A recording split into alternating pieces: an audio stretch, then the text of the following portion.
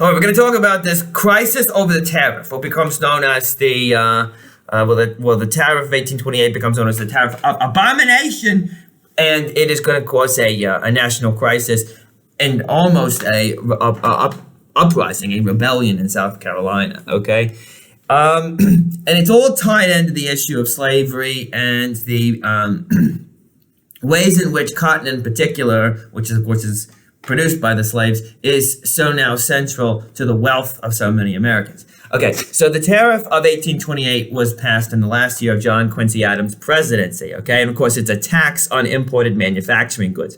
And the purpose of it had been to promote domestic manufacturing at home, right?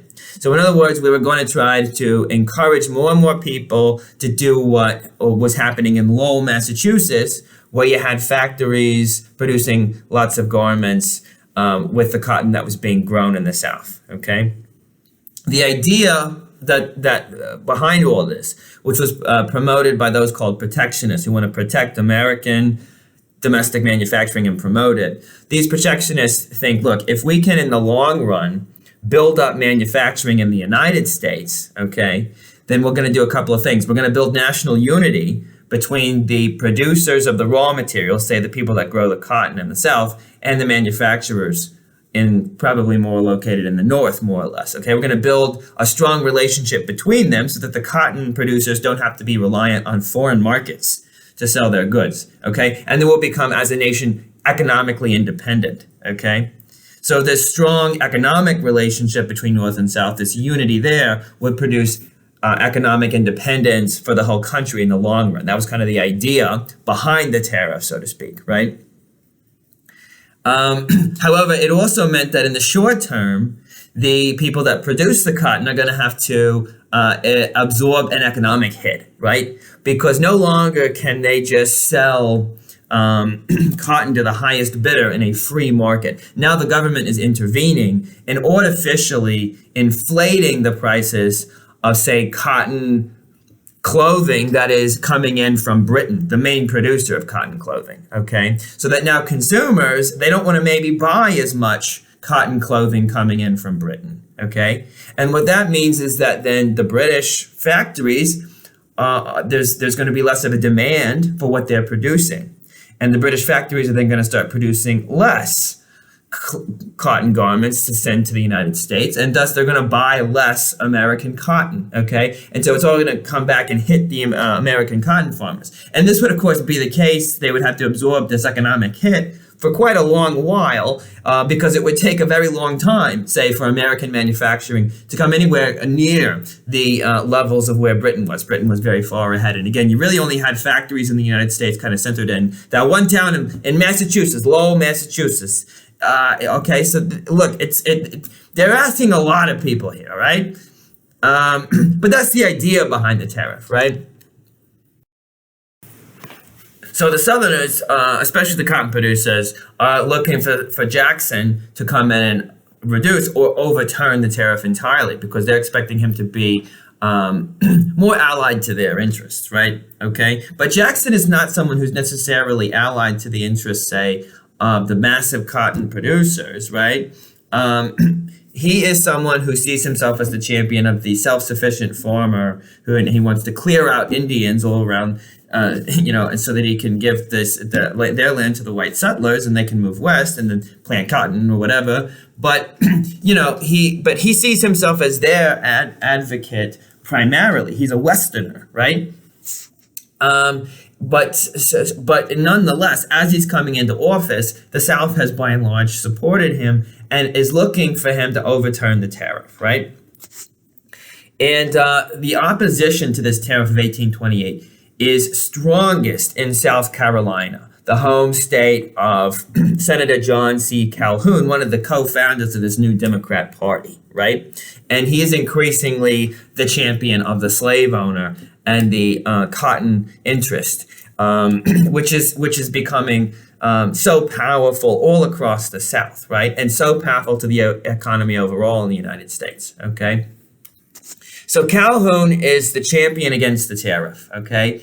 And he is arguing that the Constitution forbids the situation which forbids the way in which the tariff was used in 1828. He says, yes, the Constitution allows tariffs, technically, but only for the federal government to raise funds. That's the only legitimate constitutional purpose of a tariff. A tariff cannot be used to promote domestic manufacturing.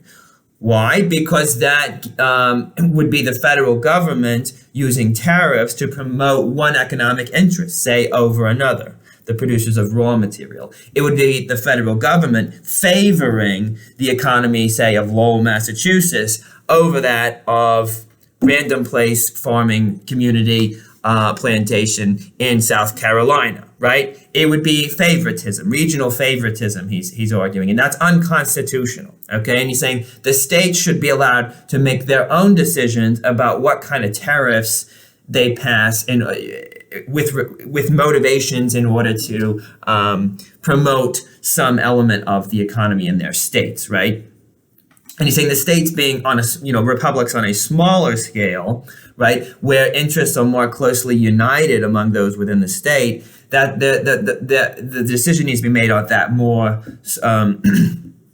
regional level, right? So that, say, the cotton producers in the South can promote their own interests versus the factories in Lowell, Massachusetts, which might have to, work with the bankers and the merchants in Boston to promote their interests. In other words, these kind of government intervention in the economy, if it happens at all, needs to be at a state level. The federal government needs to only have a hands-off policy, and there needs to be a free trade policy on the part of the federal government, okay? And he's claiming that this tariff of 1828 is unconstitutional, right? Because it was aiming to interfere with the economy and to promote one economic interest over another, one regional economic interest over another regional economic interest, okay? Jackson disagrees with Calhoun, right? He doesn't believe that the tariff of 1828 is inherently unconstitutional, okay?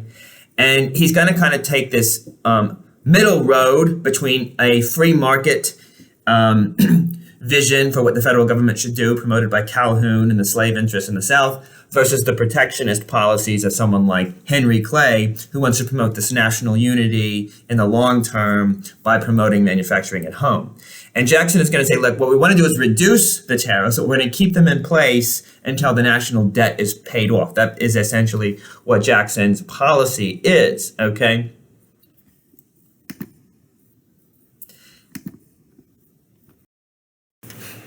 So while Calhoun is demanding a total repeal of the tariff of 1828, Jackson is saying, no, we're just going to reduce it, okay? Now, their relationship is already strained, okay, because of this thing called the Petticoat Affair. There was one of the members of Jackson's cabinet, Guy Eaton was his name. His wife was accused of being, like, promiscuous and formerly a prostitute, and a lot of the other women, the wives of Jackson's cabinet members, refused to associate with her. And she was like alienated. And the leader of this group of women who was alienating the wife of Eaton was Calhoun's wife. Florida was her name.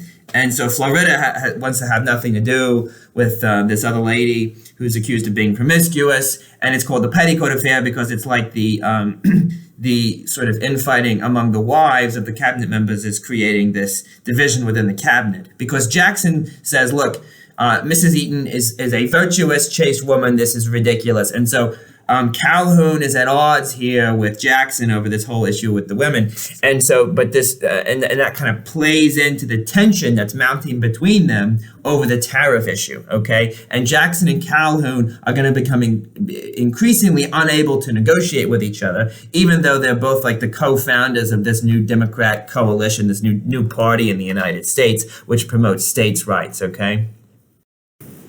Now, their relationship deteriorates completely in 1830, I think it is, because Jackson finds out that Calhoun had written a letter basically kind of denouncing his actions in the war in Florida in 1818, when Jackson had gone into Florida and attacked Spanish forts and attacked the Seminole Indians there. And Calhoun had been one of the people questioning this and calling for the government to censure him. And so that brings about the kind of full collapse in the relationship between Jackson and Calhoun. They're not able to work with each other anymore at all now, okay? And Jackson starts to build up a network of informants in South Carolina who are going to keep him alert to what's going on there, because he's already thinking like this could spiral out of control and lead to a rebellion, okay? Now, in 1832, the tariff is reduced, okay, thanks to the efforts of John Quincy Adams, who's still politically active, who's in Congress. And this 1832 reduction, though, is not enough for the South Carolinians, who are pushing for a full repeal, okay? And